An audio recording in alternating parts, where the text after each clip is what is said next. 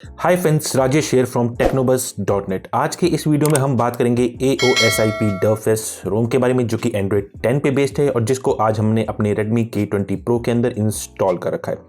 मैं बताऊंगा आपको इसके अंदर क्या क्या फीचर्स देखने को मिलते हैं और कैसे आप इसको अपने फ़ोन के अंदर इंस्टॉल कर सकते हैं। चलिए आज के इस वीडियो को शुरू करते हैं।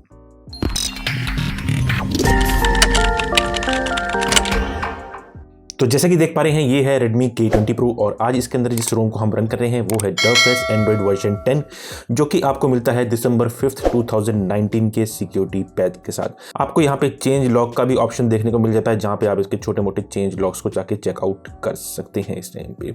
अगर देखा जाए तो ओवरऑल जो लुक है पूरा आपको गूगल पिक्सल फोन जैसा ही इसके अंदर देखने को मिलता है। नीचे सर्च बार विजेट, कुछ आइकन्स और ऊपर आपको गूगल का विजेट यहाँ पे देखने को मिल जाता है। इसके अंदर आपको काफ़ी सारे कस्टमाइजेशन के फीचर मिल जाते हैं, जैसे कि आप देख पा रहे होंगे हमारे स्टेटस बार आइकन्स पे हमने बैटरी परसेंटेज और बैटरी जो आइकन है उसको चेंज कर रखा है। क्लॉक को सेंटर में हमने कर रखा है। अगर क्विक टॉगल्स की बात करें तो क्विक सेटिंग्स पैनल जो आपको कुछ इस तरीके आपको देखने को मिलता है। इसमें आप हेडर इमेजेस को चेंज कर सकते हैं, एसेंस कलर चेंज कर सकते हैं और काफ़ी सारी चीज़ें और भी आपको मिल जाती हैं, जैसे hotspot, dark theme, dark quest, ring, omni record, AOD वगैरह। ये सारी चीज़ें आप इसके अंदर देख पाते हैं। इसके अंदर अगर आप होम स्क्रीन पे थोड़ी देर टैप करते हैं तो आपको 3 ऑप्शन मिलते हैं: home settings, widgets and style and wallpapers.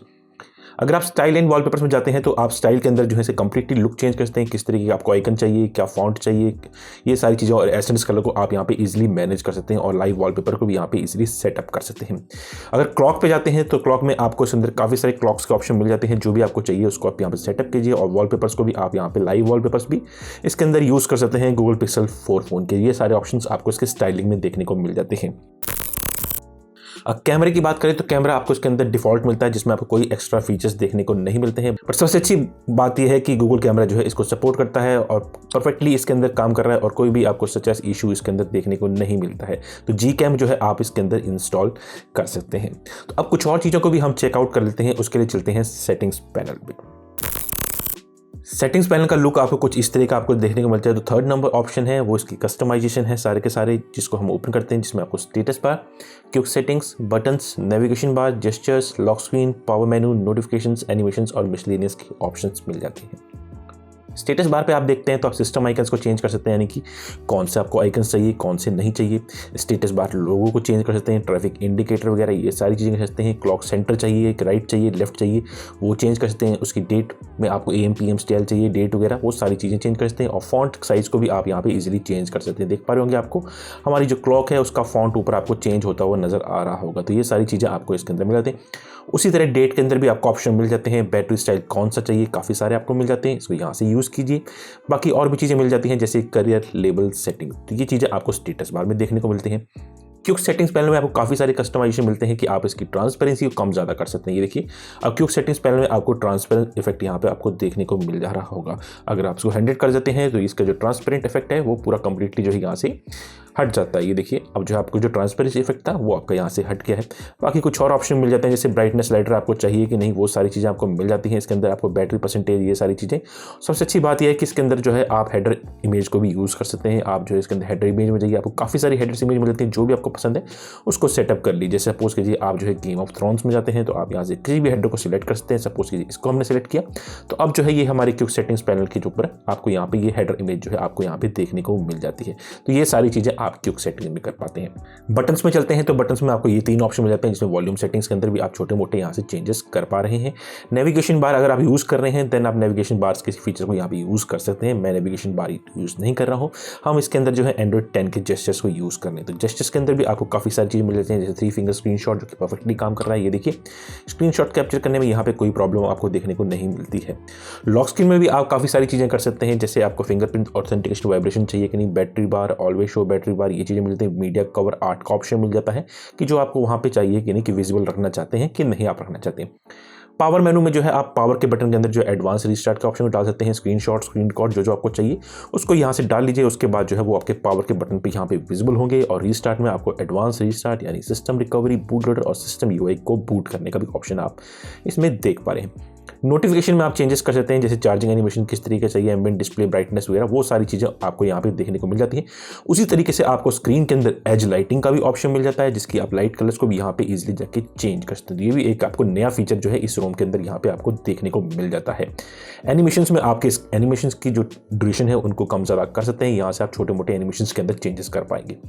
अगर आप मिसलेनियस में जाते हैं तो मिसलेनियस में आपको वही wake up on charge, brightness control और इनेबल स्केलिंग और कस्टमाइज राउंडेड कॉर्नर जो होते हैं वो आप यहाँ से कस्टमाइज कर सकते हैं। अगले ऑप्शन पे चलते हैं जो कि है ऐप्स एंड नोटिफिकेशन, जो आपको पूरा लेटेस्ट एंड्रॉइड 10 का ही देखने को मिलता है, जहां पे आप सारे के सारे ऐप्स की जो है अपने नोटिफिकेशन या उनके परमिशंस वगैरह को जाके इजीली चेकआउट कर सकते हैं। अगर हम बैटरी में जाएं तो बैटरी का पैनल आपको कुछ ऐसा देखने को मिलता है, जिसमें आपको battery saver, adaptive battery, lock screen charging info, last full charge और screen usage still time full charge जो होता है वो आपको यहाँ पे चेकआउट कर सकते हैं। डिस्प्ले के अंदर भी कुछ आपको फीचर्स मिलते हैं, जैसे brightness level, night light, adaptive brightness, style and wallpapers का ऑप्शन यहाँ भी आपको मिल जाता है, जहाँ से मैनेज कर सकते हैं।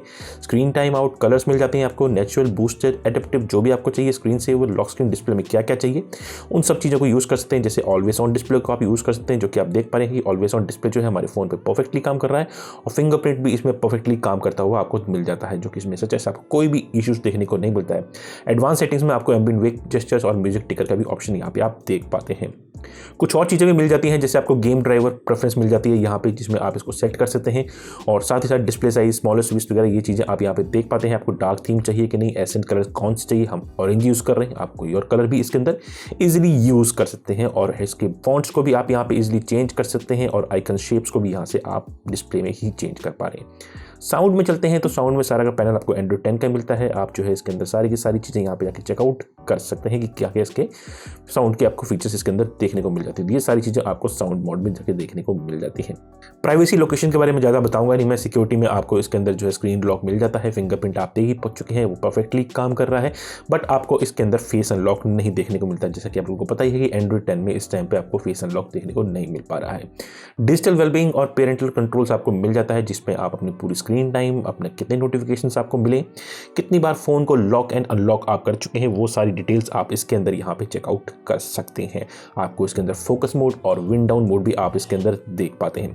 बाकी सिस्टम में चले तो सिस्टम में आपको फ्रंट कैमरा इफेक्ट्स मिल जाते हैं, आपको visual effect, front camera effects क्या चाहिए आप उनको यहाँ से आप इजीली एक्सेस कर सकते हैं, किस तरीके की टोन चाहिए, क्या इफेक्ट चाहिए वो आप यहाँ पे सेटअप कर सकते हैं। बाकी जेस्चर्स में आप जाएँ, कौन से जेस्चर्स चाहिए आपको यूज़ कर सकते हैं, जैसे कि एंड्रॉइड 10 के हैं ये आपको एंड्रॉइड पाई के जेस्चर्स मिल जाते हैं, ये आपको नेविगेशन बार बटन यहाँ पे मिल जाता है, मैं एंड्रॉइड 10 का ही यूज़ करूँगा, आप इनकी सेंसिटिविटी को भी यहाँ पे कम ज़्यादा कर सकते हैं, ये ऑप्शन भी आप यहाँ पे देख पाते हैं।